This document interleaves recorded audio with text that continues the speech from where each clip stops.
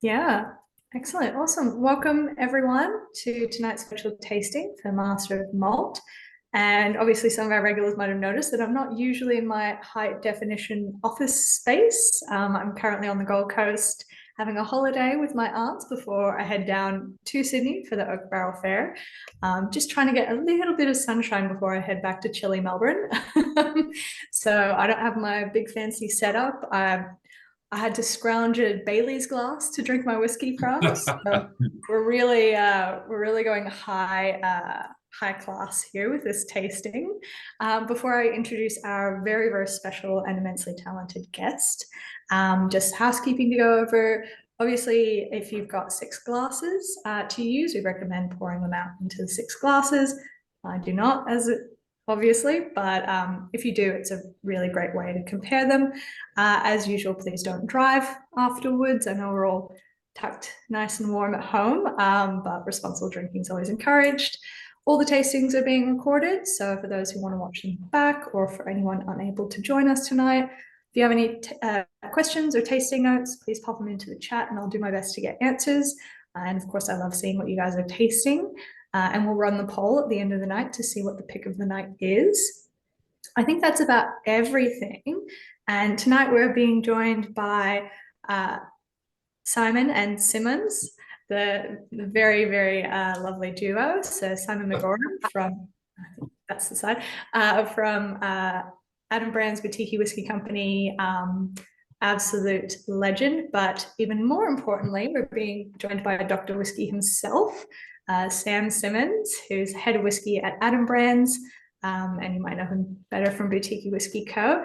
But without further ado, I think I've got to hand it over to the doctor to kind of welcome us with our first whiskies and tell us a little bit about the Master of Malt website and brand and everything involved. I'll pop the tasting order in the chat as well. Cool. Thanks. Sim Sam. Simon, we need to start a business like that. Simon Simmons. Simon says. Simmons says.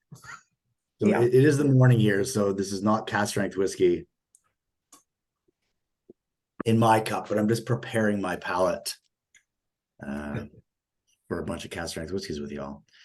Well, thanks for this. This is really exciting. It's really cool to have a lineup like this. This Master of Malt range of some single cask, or I don't know what we call it, Master of Malt indie bottler, is a hodgepodge of casks and drums and glass that ends up on Master Malt. I never thought we would sort of do a tasting of these things, to be honest, because we don't really, as a company, think about it as a brand. Although Master Malt is a brand, it's an online retailer. I work with Adam Brands, which are the branded products, the arm of that Master Malt, same company, the Adam Group, that's split into 3 different bits. It's Master of Malt, the online retailer. It's Maverick Drinks, which is a UK importer and distributor, and Adam Brands, which is like the own label part of the business. And if you've done stuff with the Whiskey Exchange, it's a similar model to them, where they have the Whiskey Exchange online retail. They have elixir spirits. I'm in the elixir part. Specialty drinks to be the Mavericks, and the spirit production side with Ollie Chilton and stuff like that. So it's that bit of the business that I spend most of my time with. But when when things end up in glass for mom, whether we're experimenting with burnt ends or with seaweed and eons and digging in fire, or trying something new to see if it works, we have the luxury of testing that on a retail site. If it sucks and me and Ben are the only people who buy any, then we don't make it again. Yeah, there you go. Second watch. I'll try not to say anything that's going to get me in trouble too, because I know this is being recorded.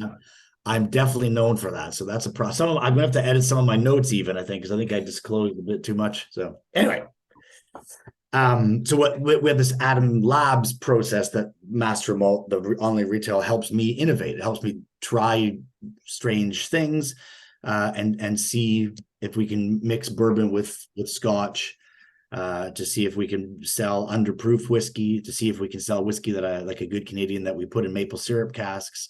Put these things on mom and see if they catch. And this Master Malt indie bottler range is something that before I started at Master of Malt in 2018, there already was a Master of Malt single cask range, it was called, I think, or indie bottler range.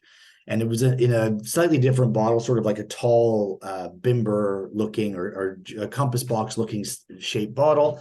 And it had the normal things we want. We want to know the ABV, we want to know the cask type, we want to know the distillation date, the disgorge date. It had that stuff. And we just stopped doing it. When I got here, we kind of just stopped doing the mom exclusives. And I thought, as I was, and I'm going to be terribly honest, increasingly finding like drums or remnants around our warehouses, because a lot of our stuff we store at third-party warehouses around the country. We'd find leftovers of things either sitting still in wood, so 20 liters in a 200-liter barrel. Shit, we got to bottle that. What the hell's that? Why was that left there? Or jerry cans or drums. What do I do with that? So we have world whiskey blends. We have a lot of blended whiskeys. I can sometimes use some of that kind of stock for projects like that. We have Advent. We do drams for an Advent calendar. Sometimes we can use it for products like that. And sometimes I don't really have an outlet. So this is a really great way to use some of those things. And unfortunately, what that means is sometimes you'll see when you look at these bottles, the release numbers might be as low as 19, or I think it's in a few instances, there's only single digits, it's 1 of 9. I'm a whiskey lover primarily. I think that's fucking cool. But it's frustrating, isn't it? When you find something you love and you can't get it again, shit, that could be a bit frustrating. But that's the game. We're all on an online tasting. We're all whiskey lovers. That 9-year-old, what's the number? Those look like 2 digits, right? Low number. It says bottle 50 of 90. Yeah. You go. Yeah. So exactly. So sometimes things like that's the sort of volumes we're talking about, and which gives us great freedom also, I mean, to try to bottle things that are left over, or that were left in the bottom of a barrel, or that we've acquired by other means. It's sort of a fun way low risk way to do it, and to just put it on mom, keep super simple packaging. And where really it's about what's inside the glass. So a lot of online chat is excited about the prices of a lot of these whiskeys, and that's because we've priced them to be able to move and to be able to get them through the website and for drinkers. It's not the Master of Malt range is not necessarily for folks who are trying to collect fancy boxes of 50-year-old Brora. If you've seen the 1 of 1 auction stuff coming up, that's fine. There's it's beautiful. That Bowmore as well. It's absolutely gorgeous. This is a different thing. This is to be opened and shared and enjoyed, like the Whiskey List has done tonight. So that's the idea. And Ian, I hope you can sample soon. Yeah, so I think I've already started tucking into the first blended malt. So with a lot of your blended stuff, we've got 2 blended malts in the lineup here. Is that primarily what you do, or do you try and bottle single casks as you can? This blended malt. Well, so this blended malt is the one that's redacted, right? So on the label, does anyone have the bottle? Ollie, I think Ollie's got it. Yeah. So there's a name under there. Distill that. So it's the kind of blended malt from a distillery you can't name. So you can't call it a single malt because it's been teaspooned. And teaspooning means where there's a vat of, I don't know, let's say Glenfiddich, and the William Grant family doesn't want that getting on the market. They're going to sell it to brokers, but they don't want it to be out there as a single malt Glenfiddich because that would damage their brand, they feel. So they just drop in a teaspoon of Balvenie so that it can never be called Glenfiddich and it can never be called a single malt. But effectively, it is a Glenfiddich. But, we'll have a Westport later. There's a lot of distilleries who have done that over the last 30 years, mostly led by the family distillers. But it's a lot more common now. And from a cask supply side, which is a large part of my job, and you may have seen news about Gordon MacPhail saying it's hard to get whiskey, one of the biggest, oldest independent bottlers in Scotland, saying they're going to pull away from independent bottling. That's a bad sign, because a lot of distillers are not selling their makes anymore. You can't buy Tomatin, you can't buy Lefroy, things like this. So this blended malt is a redacted one. You can see the name's redacted, and this is there are 8. Yeah, 8. I think it says hogsheads on this label. I think this is one of my notorious fuck ups. This was from 8 sherry butts. So we bought 8 casks from this distillery that we can't name.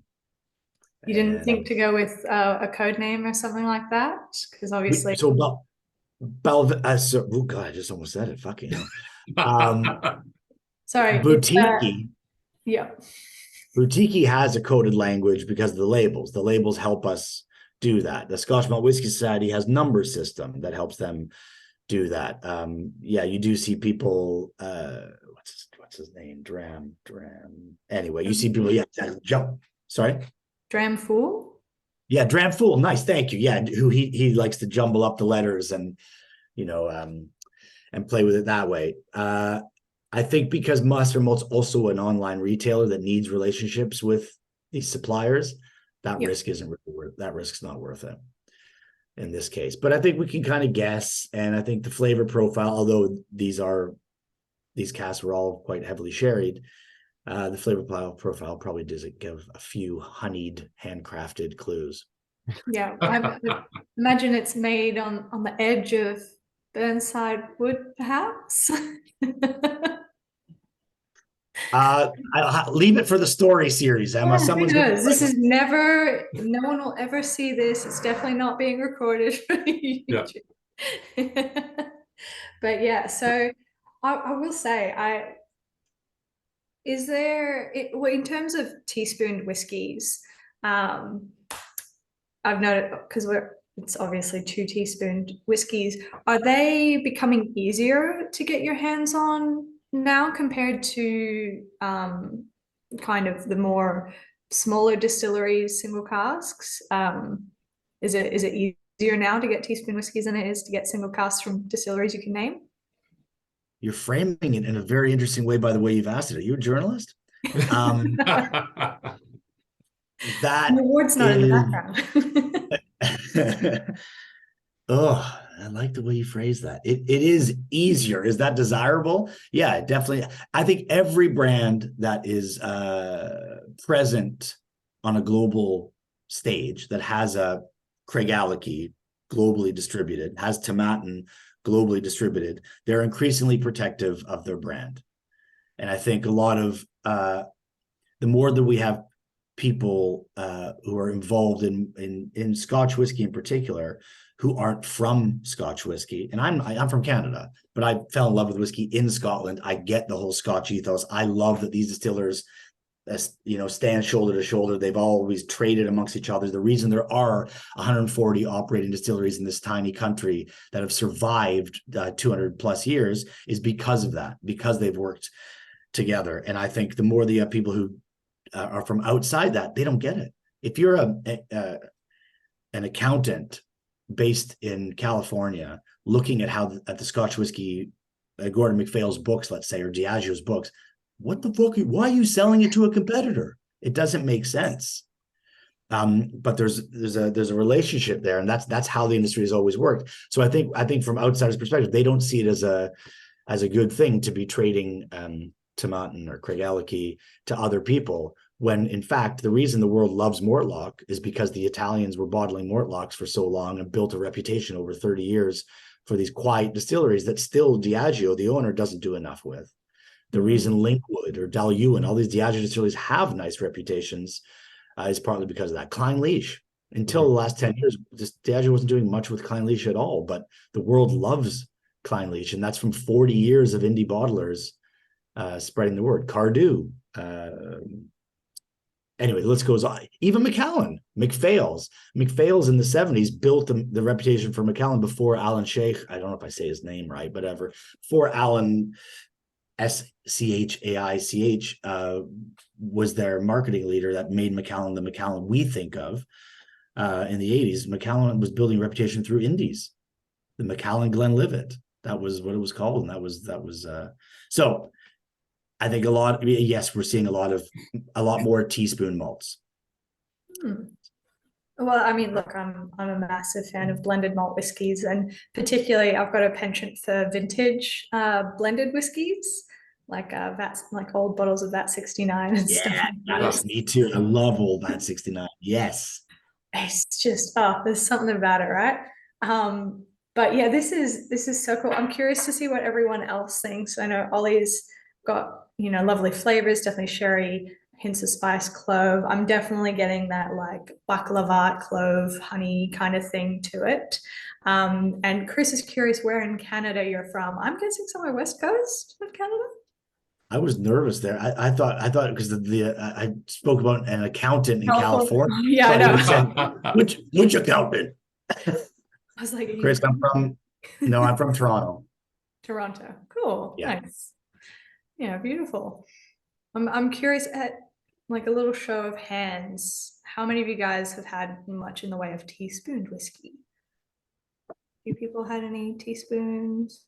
No? Michael's maybe. Don't know. Might have been poured it. Cool. Well, yeah, like Sam was saying, obviously it's a barrel with a teaspoon is a different single malt in it. I think it's such a great way to get your hands on.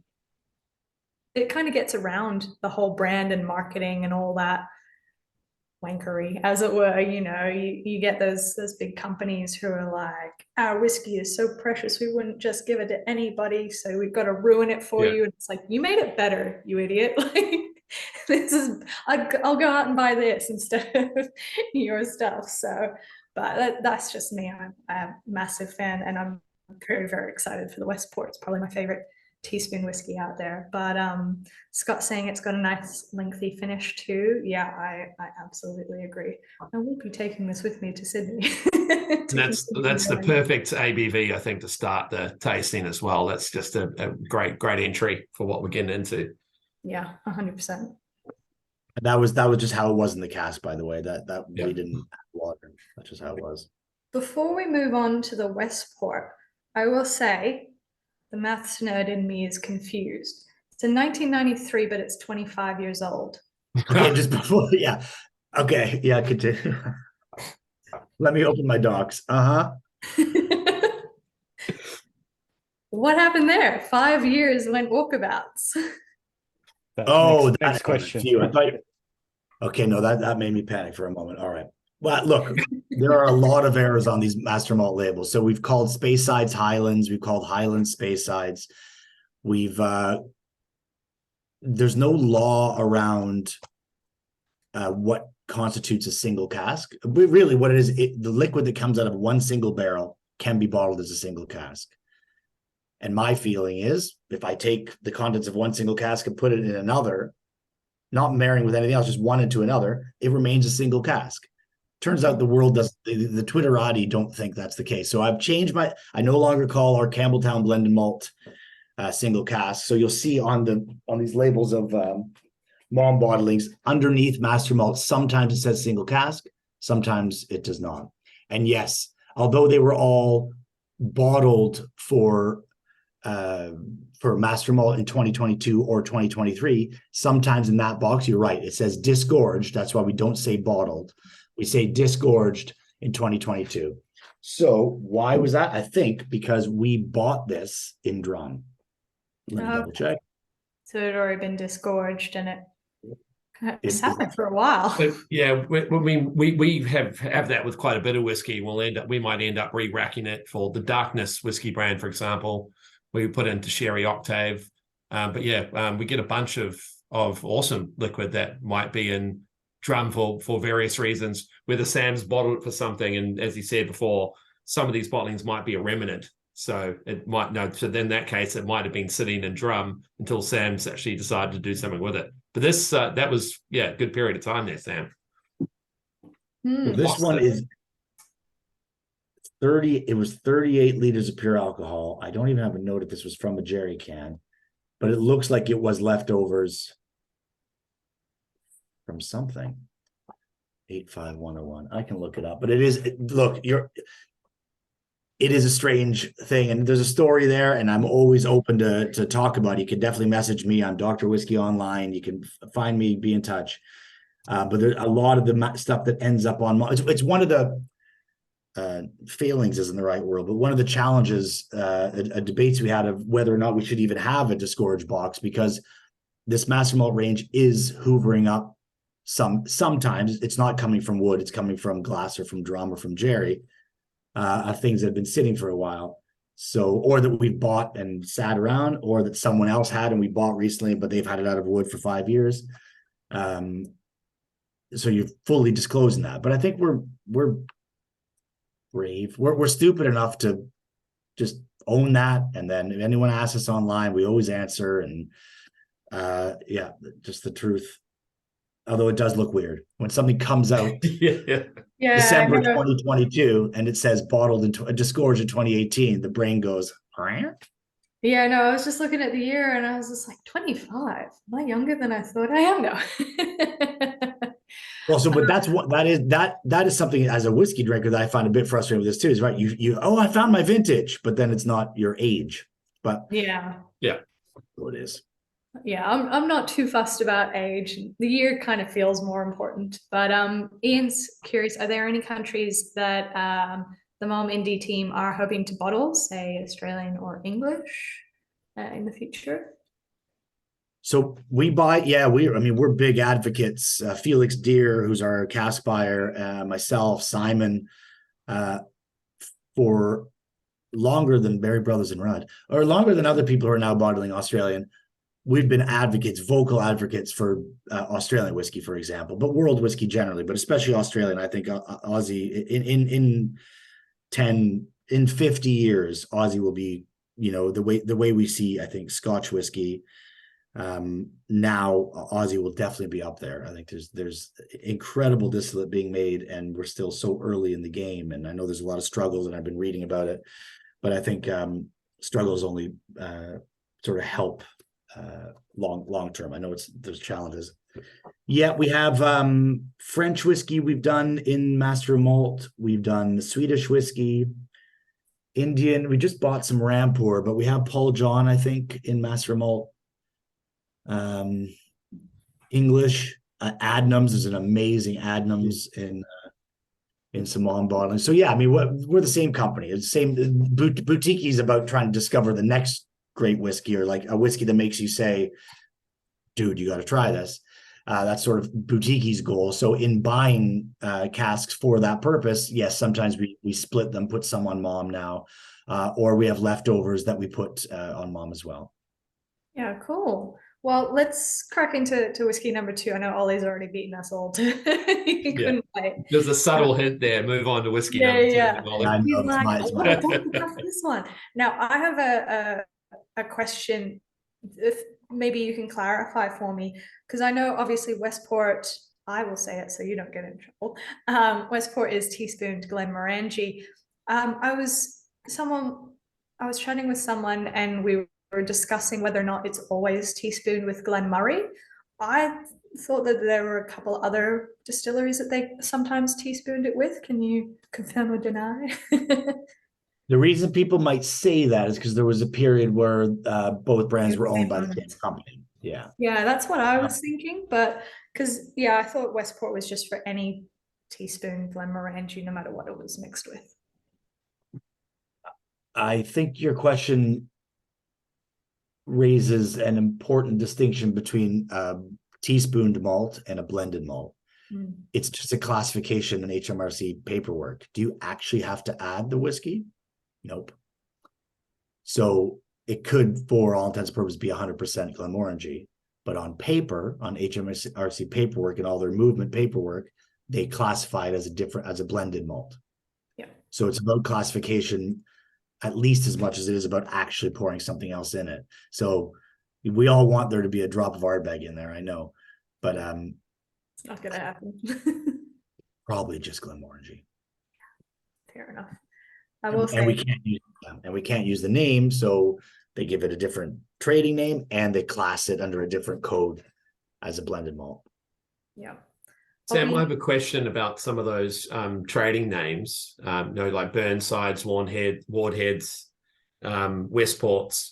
A few of those are now you're not allowed to use as well. Like Williamson was one that often the Lafroig won't let you use anymore, for example. Yeah. Where do they come from? I think Emma cleverly alluded to the ones the Grant's family use are because of their surroundings. So what's the other one called? They're Wardhead, or the distillery. thank you. Yeah, Yeah. Wardhead, Burnside, and it starts with an A, the other one. Alderney. Alderney, yeah. Damn, you fucking nerds. I love this. Yes, I will say I that's cheated. right. Someone mentioned it to me a few weeks ago. It's just stuck in here. That's not cheating. That's just called learning and being knowledgeable.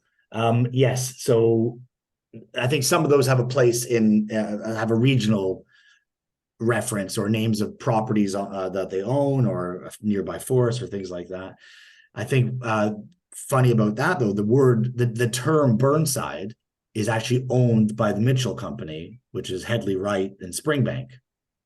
So using the word Burnside on a blended malt that you bought as Burnside is also a violation because you don't own, we can't call it Burnside. Because Burnside's not even owned by William Grant, it's owned by someone else. It's sort of a strange conundrum there. I'm trying to think of other examples. So Williamson is because of Bessie, because of Lefroy. Bessie Williamson, who was involved in the distillery, was a distillery manager for decades. Oh, great. That's awesome. Thank you. Yeah, Ollie's just shared in the chat some teaspoon malt names. Obviously Margadale and Stayershire for Bunnahabhain. You got the Margadale River and then Lake Stayershire or Loch Stayershire. I think one of my favorite well, it's not even a teaspoon name, it's just a code word, is haddock. Very, very rarely used for Loch Lomond. And the reason it's haddock. Captain Jack Haddock. Yeah, there you go. Tintin is his drink of choice. Yeah. It's a great one. Why is that not been on a boutique label? That needs to be. That is so good. Speaking of, I'll just take 2 minutes to plug Loch Lomond. Loch Lomond is a wonderful distillery. Get involved. Yeah, brilliant. I think nobody uses haddock that much anymore. I saw a Wilson and Morgan bottle like 5 years ago that had it on, but nobody uses it because Loch Lomond's got so many bloody names: Inchfad, Inchmoan, Crofton Gia, and all. I think there's some others I don't even remember. So everyone's just using those instead. But haddock is great. Yeah, I got it. That's so good. We need to make something of that. And I love but Inchfat, their makes are incredible. And the standard Loch Lomond, which is a mix of all of them, is one of the most complex everyday single malts you can find. Anyway, this is a great description of where the names come from. Some are related, some are not. Some of them are just silly. But yeah, I said where someone said about why is Westport when they're east? That's funny. Yeah, and oftentimes it'll usually just be like an old archaic name. I will say Ardbegs is very confusing because Ardbegs is Kildalton, but Kildalton was the name they used for an unpeated malt many decades ago. And so every time I see Kildalton, I'm like, is it peated or not? Don't confuse me. But yeah, how are we enjoying the Westport, guys? I'm fully on board with Ollie. This is so creamy. It's like custard cream. I'm confused because this distillery has very tall stills, right? Making quite fruity whiskey, and they've got a line arm that's also quite long, and then the condenser or whatever, which all contributes to making it really fruity and light style whiskey. Where is the creaminess and the heavy mouthfeel that's coating you coming from? Because this is a bit of a mind juxtaposition to what I'm used to in this type of whiskey. That's a good question. I've had a similar question before because they boast their tall stills. Why would you boast about making a light spirit? Because then there's less complexity, there's less everything else. Where does the creaminess come from? I mean, Dr. Bill will always talk about the effort he puts into sourcing their bourbon casks, and how it's always got to be air-aged, air-dried wood. So bourbon will get buttery dairy characteristics, but I think that is a Glenmorangie thing anyway. That's just in the spirit. So you're right. Where's that from? I don't even have a hypothesis, but it is a tell of Glenmorangie. I think that creme brulee. It's basically such a I know it's owned by a French company, but it's such French whiskey, isn't it? It's so patisserie, isn't it? It's yeah. especially with like the Taylor releases. I will say there was a bottle of, I think it was Old Particular, one of the old Hunter Lang bottlings, and it was a 22-year-old Westport, and it was 50-50 Glenmorangie and Glenmurray, like a sherry cask Glenmorangie with a bourbon cask Glenmurray, and it was half and half, but it was teaspooned Westport. So who knows, there could be significantly more of the second whiskey than just a teaspoon. So Actually, I guess that's true. Yeah, absolutely. Right. So that's fair. The opposite of what I said could also be true, that it's not even a teaspoon, it's a full-on blended malt. Yeah. Like Scott's comment of nice level of salinity to balance with the tropical fruits. Yeah, it is. There is that little salty hint to the back. It's not saccharin and all sugar up front, but yeah. But I'm just trying to think though. But is it a Highland malt? Then that'd be another error. Well, we just say blended malt, don't we? Yeah, you don't say a region. The complexity of the nuance of blending and teaspooning is such a legal headache. Yeah, absolutely. The important thing here is Master Malt, a 1997 Glenmorangie 1997 vintage, is 700 pounds. This one is ready to be opened and drank guilt-free. Yeah, 100%. It's the kind of thing that you'd never see on its own, and that's why I love teaspooned drams. You'd never see it on its own for a reasonable price. No. Oh yeah, Chris reminded us the Nectar d'Or. Yeah, there could be some interesting fortified wine casks, white wine casks, all that in it. Michael's getting a lot of ex-bourbon profile flavors. Chris at Francais. Yes, very fancy. Drink this while saying omelette de fromage. But yeah, cool. Well, we might move on to the Orkney whiskey number 3. Now I'm very excited about this. Would this have been one of the Orkneys that were kind of being flogged off after the Edrington purchase of Highland Park? Is that what happened? In That makes sense, I guess. 2017, I think it Yeah, was, Edrington, and then they were like, we need more sherry in this because it needs to be like Macallan and Glen Ross. So all these bourbon casks have to go. Or they needed a cash investment. Yeah, that's really, I don't know when these came onto the market. I know when we bought them, but it's a really good question. You never really know if someone bought new make in 2006 on a contract, or if they just knew the right people when someone was trying to liquidate to balance the books, in December 2017 or something, when they would have needed to do that. So that's interesting hypothesis, but that's how it works. And that is a cool thing about this industry, is that Highland Park or Scapa even, or distilleries that are a bit under the radar, stay afloat from being able to trade in bulk as well as in glass. They spend money on their marketing, and that has a greater cost of the stuff they put in glass. But bulk and stuff they sell for blending is what keeps the lights on. So yeah, you're absolutely right. That could be you do see quite a bit of this Orkney stuff from 2006 now. When we bought it, it was the first time we saw it, but I think it was the first time that people started selling it on. And it's generally all from the same year. Generally all from bourbon barrels. I think we saw quite bourbon or refills. We saw, I think the list where we saw 12 and we bought 4. And we tasted all 4. This I thought was the best one, and they're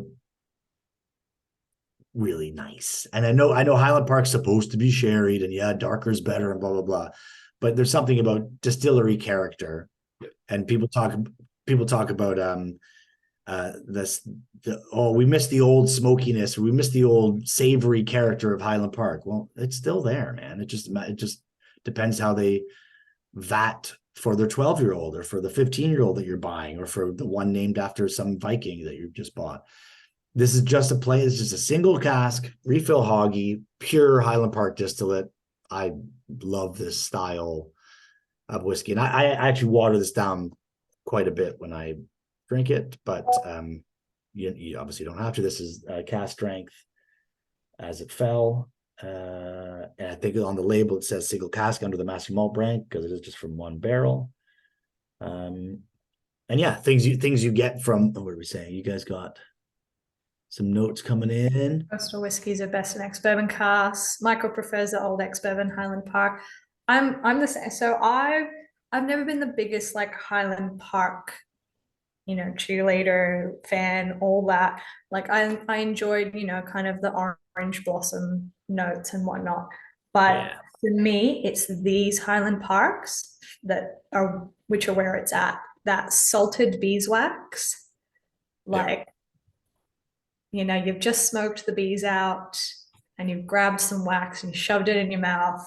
That real, like, it's such an incredible experience. And I know that, we chat to Angus McRail from Whiskey Sponge and he's trying to, really revive that love of old Highland Park. And I think this is right up there with, those classic old school Highland Park flavors. I'm not gonna lie, I was very excited when I saw it on the lineup. I was just like, yes. This is one I actually bought a full bottle of at my staff at Master of Malt account. And I don't know why I still have so much of it in the bottle. I'm really enjoying this at the moment. I haven't revisited it for a while. And this is, fantastic.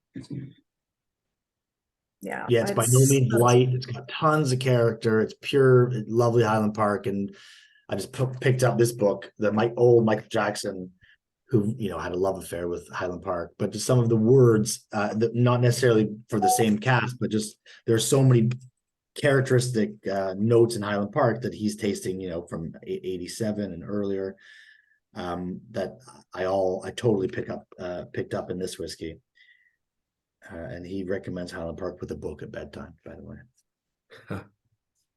Yeah, it's so beautiful to see. And I mean, like, such an old distillery, and it's got such a breadth of character to it. I think probably one of my top 2 favorite whiskeys of all time was a Highland Park, 28-year-old, bottled for the Milan Cadenhead's shop.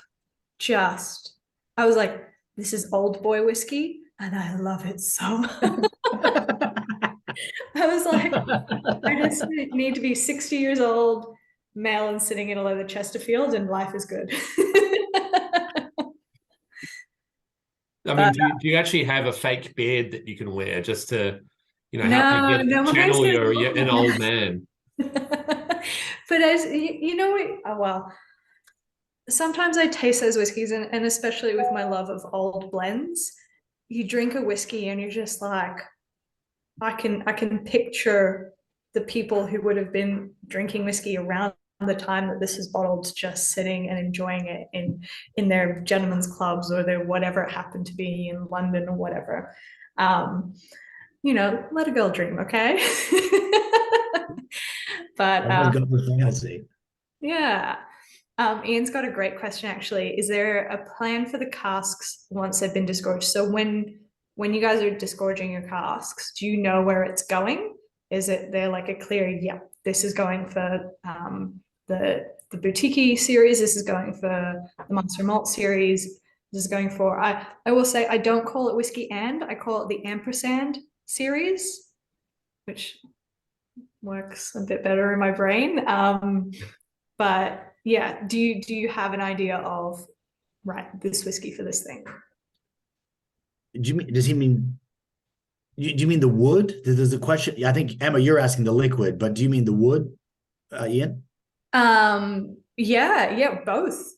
So I think Ian does mean the casks. What do they go on to another life? And then for me personally, do you have a set plan for each kind of bit of liquid that comes through? Yeah, I was at I do, yes. I was at Adam Handling, who's a UK chef, Scottish guy, chef who is all about sustainability, and he does everything. There's no waste and Josh Linfit Simon is his bar director or whatever. And so Josh has always been into like zero waste and how do I reuse the lemon peels and all this kind of shit. And so anyway, so I met the chef and I plan inventory. That's kind of my job. That's the less sexy way of explaining my job is I'm an inventory manager. And so I asked him, how do you, because, you know, if you're buying a pig, you have to plan what direction it's going to go into food, what direction it's going to go into the drinks, and you know what happens with the sauce, what happens with the skin, what happens with the hair, what happens to the ears, what happens to the trotters, all that. And he took me into this like back room where he had a whiteboard that was all vertically, it was like a insane, it looked like a crazy person's brain or a mathematician, but he had mapped out these sort of ecosystems of beasts and flora and fauna. So vegetables and leaves, seeds, oats, oat milk, all this crap, nuts. And it was all like a series of vertical sort of lines and then concentric circles that went like this. And it didn't make any sense to me, but I understood it immediately because I also have a fucked up system like that for casks. So yes, everything is, I see the full inventory. I get samples if and when I can, or if it doesn't work out, that we just assign blind and then taste at bottling, before bottling. And then, yeah, you sort of line up, hypothetically, this can be that, this could be that, this could be that. This is going to go into octaves to become darkness. This is going to go into a bigger, these two hoggies are going to go into one butt so we can sell it on in bulk or whatever, you know. So yeah, all whiskey is sort of assigned like that. Even if it's long term, even if it's not stuff that some of it just assigned, you know, marry on or mature on and just, you know, gets left. But yeah, there's like sort of a ugly map of all of the stock, which used to be paper. When I started here, it was on paper. Ben had it all on a. Anyway, he's a fucking maniac.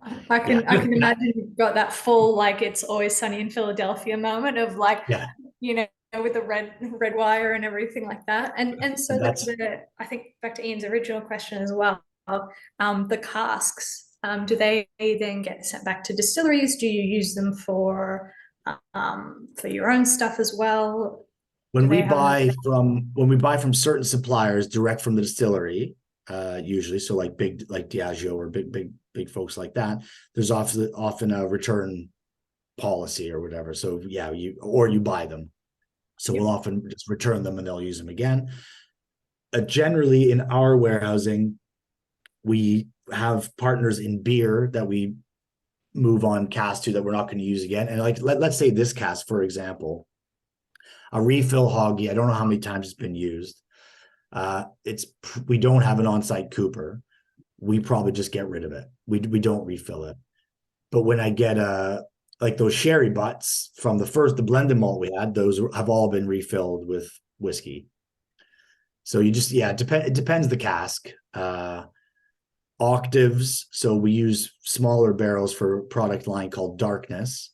And when those get emptied, I often put higher proof, really high proof spirit like Canadian whiskey in those, because that permeates the wood even further than the Scotches tend to, because it's like 71.5% alcohol. So you get a whole other first fill, in my opinion. You get like a whole other full sherry maturation. So those will refill with higher spirit.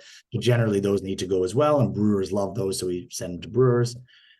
Yeah, so most of the time it's the end of the road, I would say, and maybe 20% of the time we reassign, and then yeah, that's probably it. Yeah, cool. Well, let's pop on to whiskey number 4, which I am also really excited about. Simon is very aware, but Ledaig is my favorite distillery. And even this nose on this one has got me very excited. Just sandy beaches all day. But yeah, do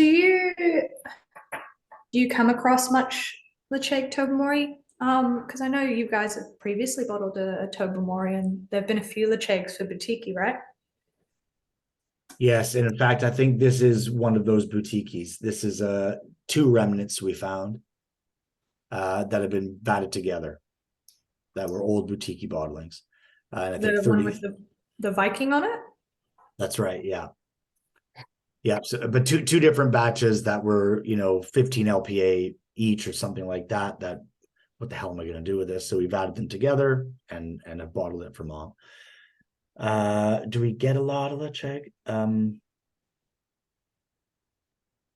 That's the That's the label. That's right. Yeah.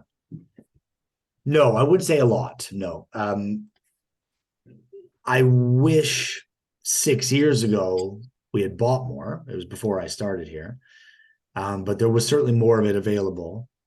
And it is one of the great distillate styles, I think, in Scotland, in sort of our era. I think whiskey has gone, and I'm sure you've heard Angus talk about this, but most whiskey folks, and I love whiskey, that this is not negative at all. It's just we're living in a time of hygienic whiskey making, where efficiency, especially in the 90s and 2000s, efficiency was the number one order of most distilleries. Hygiene, health and safety laws introduced in the UK. So a very clean spirit. Well, we know from the Thompsons or from a lot of your amazing Australian distillers that filthy is good. Long ferments are good. Being exposed to the elements, it produces interesting, diverse spirit. So yeah, Ledaig's one of those ones, and I mentioned Loch Lomond already, where they intentionally produce like 10 different styles and then bring them together like a Japanese whiskey would. Ledaig's one of those spirits that Tobermory's already I think wildly underrated, and such an interesting spirit in Scotland and a beautiful place to visit. But Ledaig, because of that peat, even more interesting. Dairy and minerality and sandiness and all this seaside character mixed dairy with is a great call. Definitely getting some dairy characteristics from this guy. Yeah, I always get smoked chantilly cream, like those French creams that are just so soft and like just not sweet at all, but that your brain is like, yeah, this is meant to be sweet because it's on a dessert. It's well, you say soft, actually. Sorry. No, go. You just said soft, and I don't have it in front of me, but I remember this whiskey is soft. I think Ledaig or peat you always think is a bit aggressive or bullish, and I think this is real. You said Chantilly, it's a real mellow. It's a soft whiskey. I find this really elegant.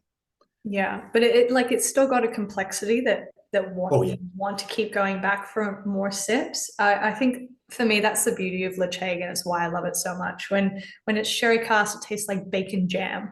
When it's bourbon cask, it tastes like walking on sandy beaches, and it has that creamy quality to it. It's a little bit, I call it a mechanics whiskey because it's got this oily, metallic thing as well underlying, but that creaminess, that softness, despite the heavy peat, is for me, I think, what makes Ledaig such an accessible peated whiskey. And like even to this day, I'm not a Lafroig fan. I never have been. I never will be. I try it, but like Ledaig is my ride or die. And yeah, it's like you were saying, that dirtiness, that funkiness, that the long ferments, it's a little bit off the beaten path. It's not, and I think that's why I'm not into modern blends, is because they've been blended into, neutrality, and there's nothing interesting about them. And I think those distilleries that have that interest, that have that funk, are really such standouts. And yeah, it's definitely an underrated distillery. And I wanted to say that I still have some, but yeah, totally agree. There's a blended whiskey that we make called Green Isle, and someone wrote a review calling it, they gave it 1 star and said, "Oh, it's like walking through a mud puddle on Islay." And I was like, "Fucking right! Oh yeah, thank you, best review." That's exactly. Thank you. Yeah, there's such a craft to creating a good blended whiskey where it's like everything. You're essentially like a chef, right? You've got to make everything work together, and it's so tricky. But you know, I think that the trend of well, it's a blended whiskey that anybody can drink, even if they don't like whiskey. It's like, well, then don't waste the whiskey on them. Yeah, that isn't. It's a self-defeating selling point, isn't it? Yeah, Yeah. I know it is. Exactly. Yeah, we've probably been guilty of that, but yeah, that's fine. Yeah. Michael agrees it's not an aggressive whiskey at all. Jason's got a really great question. I did see your question there, Jason. How can you tell if a cask is like dead, all done, exhausted, used up? Is it kind of like a, well, it's on its third fill or its fourth fill, so let's just wipe it. We had this. We had this a couple of weeks ago where we brought a 2002 Bunnahabhain down to be regauged, to be measured to see what the ABV and volume was in it, more updated reading on what the contents were. And when the guys brought it down from the storage, rolled it, brought over the thing, it literally started falling apart. Oh no! We've got 21-year-old Bunnahabhain in there. Get it out! They saved it. I think we lost like 7 liters, so not great. But that's one way. One way is that it just the only thing holding it together was not moving. And as soon as you move it, the hoops, whatever, it just starts to crumble. You can also see the wood if there's cracks appearing. It's not worth. We don't have a cooperage. It's not worth fixing the stave. That's another way to let it go. Something that you don't know the provenance of. So if you don't, I mean, if we get like that, these Orkneys, sorry, we're on the Ledaig now, but when we were on the Orkney, I don't know how many times the cask had been used. Looks old. The guys in Edinburgh look at it, and then you just say it's not really worth refilling. The other thing to remember, guys, is that maybe it sounds wasteful. I'm not sure. We do try to pass them on to other people, brewers or other distillers as well, at Holyrood and things like that. But we aren't laying down stock for 20 years. We're not that kind of company. We're not distillers. So a refill is kind of no use to us.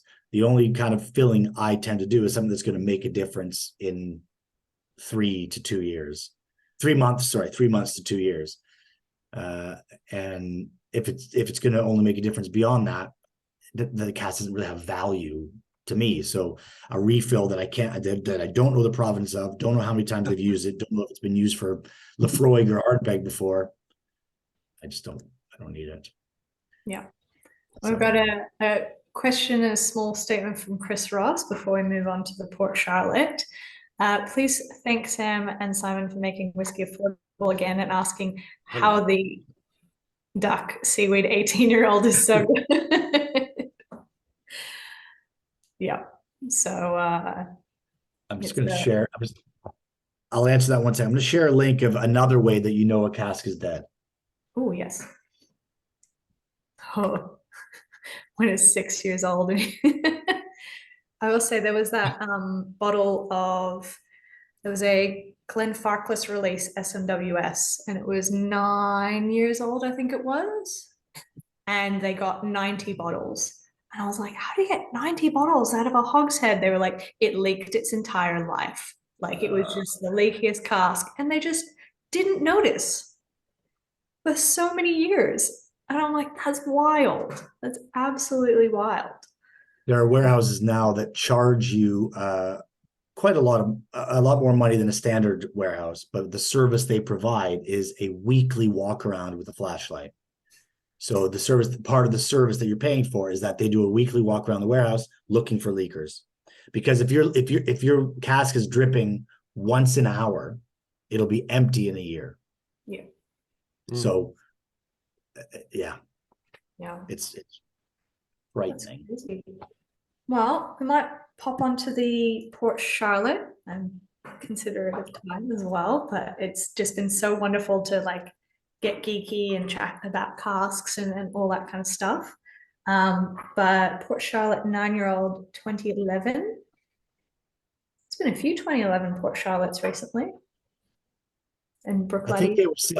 Yeah, I think the distillery. So we bought this one, if I'm correct, from a private individual, and I think Bruichladdich sold. Bruichladdich is Port Charlotte. Sold a lot of cast to private holders around that time, because you're right, we do see that vintage. I'm not trying to ignore your question about a Seaweed 18. I'll write back in the notes, I promise. How do we make it so good? Spice. I'm curious about everyone's tasting notes, because when I smelt this, my brain was like, what the ever-loving hell is going on? All I could get was Edam cheese and brie. It's so cheesy. So this is not for everyone. Yeah. Port Charlotte as a style is definitely polarizing. But those who like it a lot. I will say, I find that just in my anecdotal experience, I find that women tend to be really into Port Charlotte because of that cheesiness to it. So there was a bottle of Hidden Spirits 13-year-old Port Charlotte at Whiskey and Elements so many years ago. And me and Miranda and Claire, we loved it. We were obsessed with it. We were just like, it's beautiful. It's smoked brie cheese. It's a picnic on a warm summer's day. Like, it's amazing. And you ask Lockie what he thought of it, and he's like, tastes like macadamia farts. I know that, no joke. I had someone walking into the bar like 2 years later and be like, I tried this whiskey. The guy described it as macadamia farts. I'm like, I know exactly which one you mean. None of the guys were into it at Whiskey and Element, but all the women loved it. So I find that Port Charlotte, that cheesy, funky floral thing that it has, is just so enticing for women, apparently. That's interesting. Wow. Okay. Yeah. So you can save this and use it as clone, is what you're saying. Yeah. I think that works until you get pulled over by the police, and they're like, why do you smell like alcohol? Yeah. We could do an April Fool's though, Simon. That's a good idea. Port Charlotte, look out, ladies, cologne. You got to get that anchor man. It works 60% of the time, all of the time. Yeah, exactly. That's so stupid. It's got real bits of cask in it, so you know it's good. Yeah. Bit of the panther. Perfect. Yeah, panther. Yeah. No, that's you can have that next label idea on me. Oh, that is fun though. Yeah, take that. But yeah, Scott saying the nose is so fatty. Yeah, absolutely. It's just so, yeah, it is that pork fat. I often will get like pork fat on Bruichladdich, especially when it's sherry cast or refill sherry. It's so interesting. So cool. Yeah. 25% sherry, so we got. So I take it the Seaweed 18 is Ledaig? I don't think so. I didn't think so either. I thought it was Ardmore. I don't think so. It's I actually don't know. So it's a fun game that we fight internally about. I have a hypothesis. I don't know. I'm not an expert in Ardmore, but like we have a 19-year-old Ardmore that we're bottling for our next boutique series, and it's just not the same character. So if you were to guess which distillery was it? Who? But it's not Glenturret. We ruled out Glenturret the other day because they hadn't started doing their peated make. And it's definitely not Ledaig. Don't think so. No, I do wish it was. No, it's not Ledaig though. No. Awesome. Well, because I will say recently I was at a bar in Brisbane, and there was an ardmore peated Highland whiskey, 8 years old, bourbon cask, and I like looked at it, smelled it, tasted it. I'm like, this has got to be Ardmore. This is Ardmore. And I found someone a day later who knew which distillery it was from. I was like, tell me which one. And he's like, it's from Ardmore. And I felt so validated. I was talking everywhere. I will say I'm very excited to hear about that 19-year-old Ardmore, because it's one of my favorite distilleries. But it's a wicked cask. And PX cask, right? Yeah, but it wasn't super PX. It hasn't been dominated. It's just it amplified fruit. It didn't dominate. It's really nice.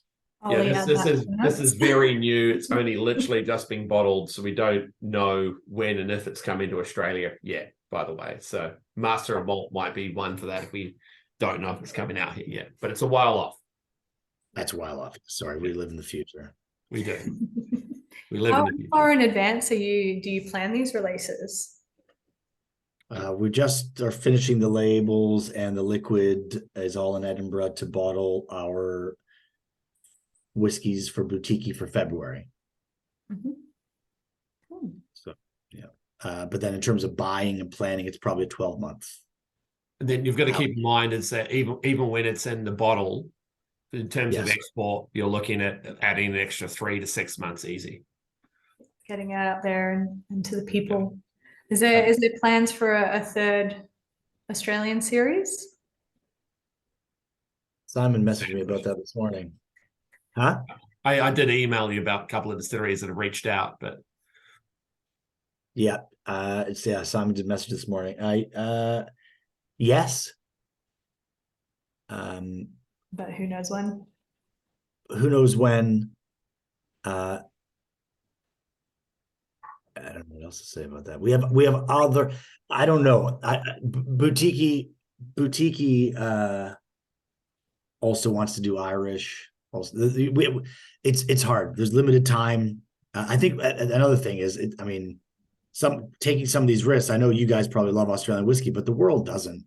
The world doesn't care. Not that I care. Boutique's small. We only, it's 3,000 bottle out turn. We want to do cool shit and bottle great whiskey, and that's enough for us. But we're still. The last series of Australia is still around. The first series is still around in some places. So it's a hard internal sell to be like, yeah, we're going to go spend more money on. Yeah, it's interesting conversation, that I'm having with people in Taiwan and China and Japan, South Korea, Philippines. Go, hey, drink Australian whiskey. Guess what? This 3-year-old's going to cost same amount as an 18-year-old Scotch. So we know that liquid from Kalar or wherever is going to be absolutely cracking, and it's worth what you're paying. But it's a difficult conversation to have that with. A lot of these Asian markets are very traditional. They're even like advanced markets like Japan and Taiwan, they're very Scotch-centric still. And there's certain stuff like Ardmore, for example. This Ardmore, I've just been talking to a customer about it and go, we don't like Ardmore in Japan, so they're not taking that on. But everyone's told me how amazing this bottling is, and they didn't take it. We're going to sell out of the Ardmore anyway, so I'm not worried. But there you go. Yeah, I find that they're very price sensitive as well. And in Australia as well for our guys. And I'm sure the guys in the chat can probably validate that, this whiskey is getting expensive. It's getting up there. And as time goes on, the price sensitivity and, we're working towards improving our and updating and reforming our excise, alcohol tax excise. And I very much encourage everybody to write a letter to your local senator, to your local councillor, whoever it happens to be, and be like, oi, shit's expensive. Make it not so expensive. And especially, and not just for alcohol, but for the distillery owners. Like, I see my friends who are a small distillery and they're like, can we get to an economy scale where we can become a big business and jump over that middle size? But those distilleries play a really important role in some regional areas, and are great for tourism. There's a lot of benefits they can bring. So I'd like to see those distilleries survive and do really well. Will they all survive? We don't know. Yeah, we'll see. But so if they don't, then these boutique bottles will be worth a fortune. But I do not. But I do. It is a little bit of,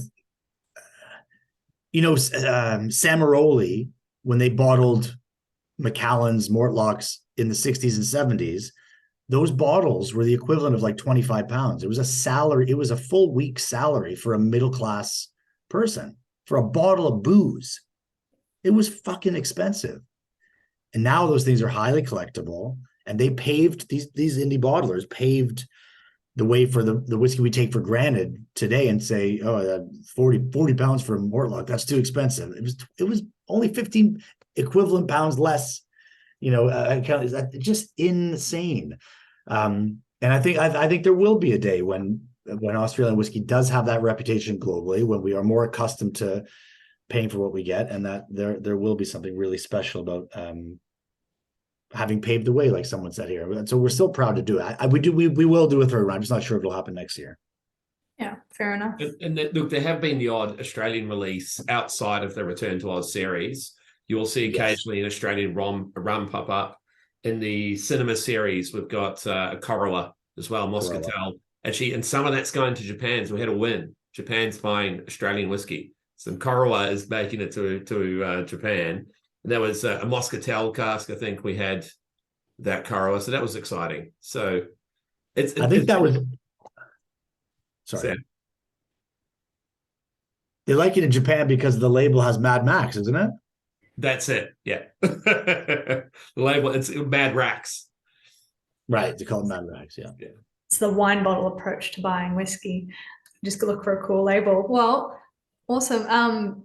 We might move on to, speaking of like the old school, the rare, the really cool stuff, we might move on to the last whiskey of the night, the Secret Islay 31-year-old.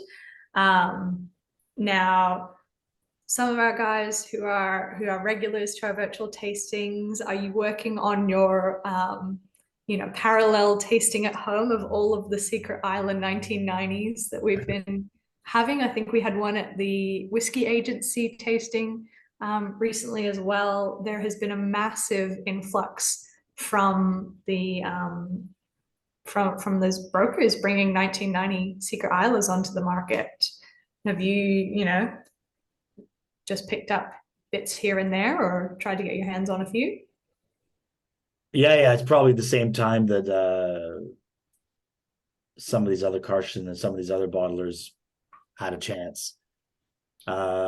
We took, I'm just looking it up, sorry. We took 6 barrels and we were offered some 93s at the same time.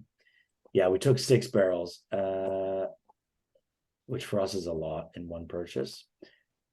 And all bourbon barrels, all cask strength. Oh God, yeah, sorry, I'm just seeing my own notes. I've got no idea what distillery this is. I can tell you now, it's probably Laphroaig. Well, you're saying that because you're guessing who might have been making their liquid available to brokers.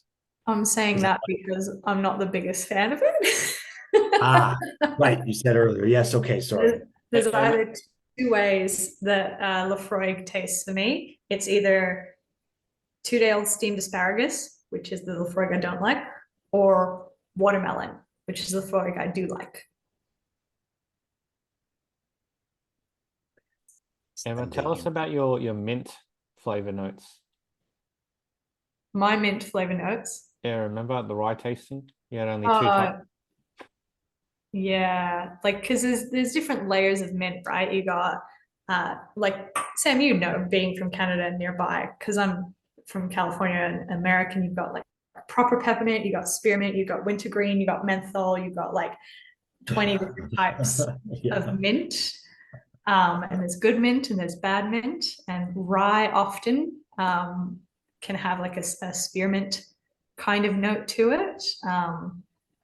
But yes, and sometimes I get a little bit of that like wintergreen mint on Laphroaig, but when it goes towards that watermelon like candy thing, they're the best Laphroaigs. I gotta look for that. That's a wicked. I've only ever found 2. So the Whiskey Agency bottling was watermelon candy, and there was that SMWS bottle, do not go gentle into that good night, Dylan Thomas bottle reference, that tasted like watermelon candy. It was amazing. I want watermelon candy now. Yeah. Ollie's got a good question. Would this be, if this was a Laphroaig, this would probably be some of the last Morrison stock? Or did they sell up in the 80s? late 80s, early 90s. I need to Michael, look that up S&WS bottle was amazing. Yeah, I think I poured that bottle of whiskey for you, Michael, at Whiskey and Almond. It was, I think, it was an $800 bottle of S&WS Lafroig, similar age to this one here, and it was like $100 a glass. And everyone's like, is it worth it? Is it worth it? And I'm like, I'm actually so sorry. It is worth it. Like, I feel bad when I'm like, it's really expensive, but it's really good, you know? So yeah, definitely really cool. What are you guys thinking of the Lafroig? What's any notes jumping out at you other than my no watermelon? It's still got lots of body. Maybe that's just the ABV at 52%, 0.6. Yeah, long finish, a lot of heat. I definitely get Lafroig vibes on this one.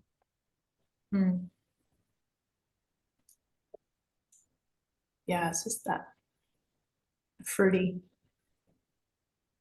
Chris has jumped on Sam because I told him it's definitely not Lafroig for the Seaweed 18s, and he's refusing to Not believe me.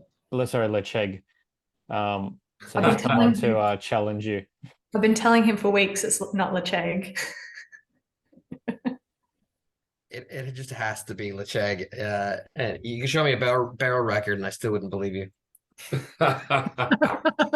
Well, maybe they wildly missold it, because one confusing thing is they could have sold us this Highland unnamed stock, and it's distilled in Speyside, and that would still be accurate. I don't think they couldn't sell it to us as Islay, I don't think. But Ledaig would class as Highland. Yeah, I just think it has the character, but oh man, it's just look, it can't be Ardmore, because I mean we've got an Ardmore right now, and Ardie is dirty, and it's just not that dirty.